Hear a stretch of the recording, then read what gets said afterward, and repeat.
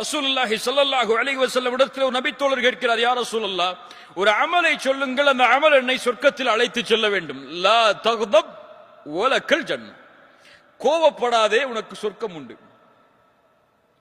உஇத்தத் லில் முத்தகீன், அந்த சொர்க்கம் அவர்களுக்காகத்தான் தயாரிக்கப்பட்டிருக்கிறது. அவர்கள் யார்?